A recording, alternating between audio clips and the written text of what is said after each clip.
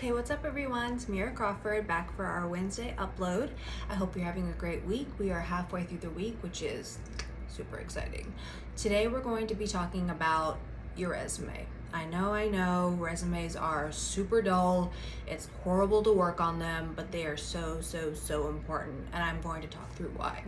The first thing about your resume is your actual view of your resume. I don't want anyone to get super stressed out by the actual format. I mean, it does need to be in a clean, concise format where you can clearly see exactly what your experience is and what your accomplishments are. But resumes that try to cram in too many words, literally, where they're talking about skills and then they're talking about their summary and then they're talking about their jobs and when they went to school and then listing out all their accomplishments, that is overkill. And you have to think about a recruiter and ATS. And ATS is where they actually run your resume in for keywords, so that way it can be pulled more quickly. Your resume should be a snapshot of your career, but it should not be this over-detailed manual. If you do that, you are doing yourself a disservice. So what I do recommend when you are crafting your resume is to make sure you summarize it in a short paragraph. Please don't make it a manifesto, what you did in this role or what you're currently doing, and then highlight through bullets 5 to 7 things that you've done in this role that has brought value to the company and things that you can bring to the next role. This is really important because it's very clear and concise. And it helps the recruiter look at your skills and say, okay, this person has the skill set in hand, or you know what, this is very transferable. They're applying for this role. I'm going to go ahead and schedule some time with them. And that's how you're going to stand out to a recruiter.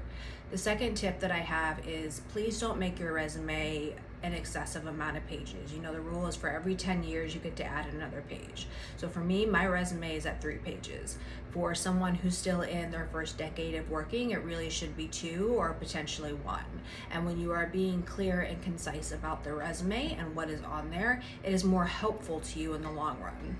My third tip is you should be tailoring your resume based on the role that you are trying to accomplish. So what that means is if you are trying to get a role as a client-facing account manager, then go ahead and put client account manager at the top, and then have the rest of your resume and tweak it a little bit based on what you're reading in the job description, which is my fourth tip.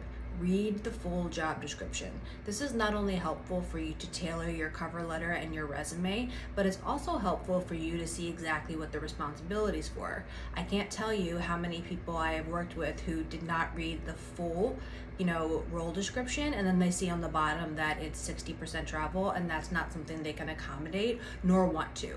You really need to read through the entire resume, and you need to do your research on the company. I recommend going on Glassdoor. I recommend if you know anybody who works there, if you go on LinkedIn and you see you may have a connection at that company, reach out to them, ask them about the roles, ask them about their experience at the company, because you are also interviewing the company as well. So don't look at it as this one-sided thing. You are offering labor, they are offering payment, but you don't want to do labor for payment that you don't agree with or that is just not going to align with your current career goals. So to summarize, make sure you are putting out a clear and concise resume, that you are tailoring your resume for the role that you are applying for, which means that if you're applying to 5 to 10 jobs per day, then you're tailoring it 5 to 10 times per day. And it'll get faster as you go through it, but you do need to tailor it.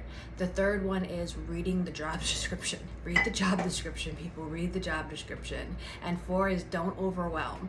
You need to stand out without actually hiding behind words. So I hope this is helpful, and if it was, give it a thumbs up, share, like, subscribe. And as always, if you're interested in career consulting, you can reach out via my website at acconsulting.online or email crawfordconsultinginfo@gmail.com, and all consultations are free. I hope everyone has a wonderful Wednesday, and I will be back next week with more uploads. Take care.